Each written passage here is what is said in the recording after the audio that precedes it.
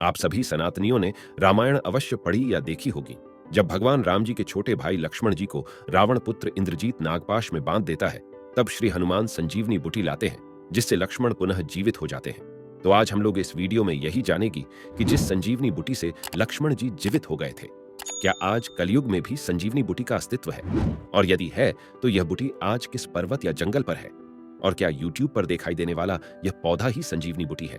तो आइए सबसे पहले जानते हैं कि संजीवनी विद्या के बारे में हमारे धर्म ग्रंथों में क्या जानकारी उपलब्ध है।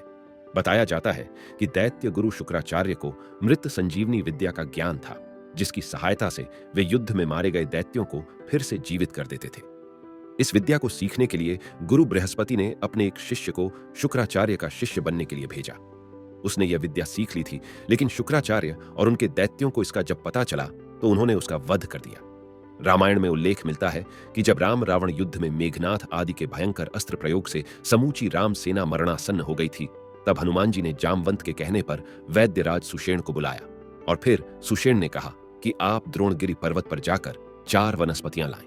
मृत संजीवनी, मरे हुए को जीवित करने वाली; विशाल्यकर्णी, तीर निकालने वाली; संधानकर्णी, त्वचा को स्वस्थ करने वाली; तथा सवर्ण्यकर्णी, त्वचा का रंग बहाल करने वाली।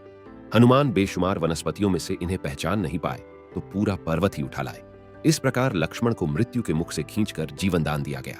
इन 4 वनस्पतियों में से मृत संजीवनी, या सिर्फ संजीवनी कहें, सबसे महत्वपूर्ण है, क्योंकि इसके बारे में कहा जाता है कि यह व्यक्ति को मृत्युशैया से पुनः स्वस्थ कर सकती है। सवाल यह है कि यह चमत्कारिक पौधा कौन सा है। इस बारे में कृषि विज्ञान विश्वविद्यालय बेंगलुरु और वानिकी महाविद्यालय सिरसी के केन गणेशैया, आर वासुदेव तथा आर उमाशंकर ने बेहद व्यवस्थित ढंग से इस पर शोध कर 2 पौधों को चिह्नित किया है। उन्होंने सबसे पहले तो भारत भर में विभिन्न भाषाओं और बोलियों में उपलब्ध रामायण के सारे संस्करणों को देखा कि क्या इन सब में ऐसे पौधे का जिक्र मिलता है जिसका नाम संजीवनी या इससे मिलता जुलता हो। उन्होंने भारतीय जैव अनुसंधान डेटाबेस लाइब्रेरी में 80 भाषाओं व बोलियों में अधिकांश भारतीय पौधों के बोलचाल के नामों की खोज की। उन्होंने संजीवनी या उसके पर्यायवाचियों और मिलते जुलते शब्दों की खोज की। नतीजा, खोज में 17 प्रजातियों के नाम सामने आए। जब विभिन्न भाषाओं में इन शब्दों के उपयोग की तुलना की गई तो मात्र 6 प्रजातियां शेष रह गईं।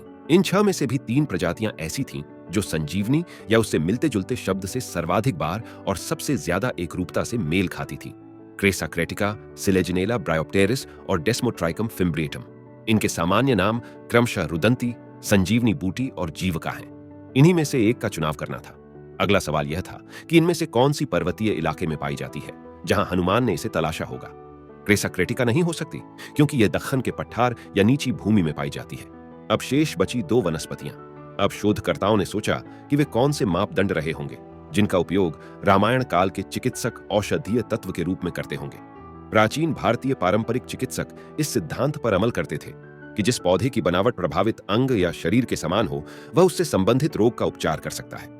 सिलेजिनेला ब्रायोप्टेरिस कई महीनों तक एकदम सूखी या मृत पड़े ही रहती है और एक बारिश आते ही पुनर्जीवित हो उठती है। एन के शाह, शर्मिष्ठा बनर्जी और सैयद हुसैन ने इस पर कुछ प्रयोग किए हैं और पाया है कि इसमें कुछ ऐसे अणु पाए जाते हैं जो ऑन्क्सीकारक क्षति, पराबैंगनी क्षति से चूहों और कीटों की कोशिकाओं की रक्षा करते हैं तथा उनकी मरम्मत में मदद करते हैं।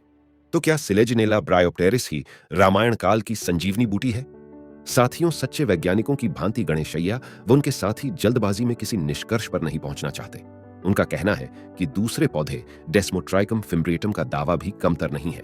अब इन 2 प्रजातियों के बीच फैसला करने के लिए और शोध की जरूरत है। इसके संपन्न होते ही रामायण कालीन संजीवनी बूटी शायद हमारे सामने होगी। और दोस्तों, यह शोध आज भी जारी है। आशा करते हैं कि जल्द ही हमें यह बूटी प्राप्त हो जाएंगी। तो साथियों, हम किसी भी पौधे की फेक फोटो दिखाकर आपको मिसगाइड नहीं करना चाहते। हमारा उद्देश्य केवल आप तक सत्य को पहुंचाना था कि आज तक कोई भी ऐसे बूटी की संपूर्ण जानकारी नहीं है जिसे हम संजीवनी बूटी कह सके। और साथियों, यदि हमें संजीवनी बूटी मिल भी गई तो उसके उपयोग की विधि ज्ञात करने में भी बहुत शोध करना होगा। आशा है कि आपको हमारा यह प्रयास पसंद आया होगा। यदि आप सभी ऐसी और वीडियो देखना चाहते हैं तो कमेंट बॉक्स में जय श्री राम अवश्य लिखें और साथ ही चैनल को सब्सक्राइब और वीडियो को लाइक शेयर करें।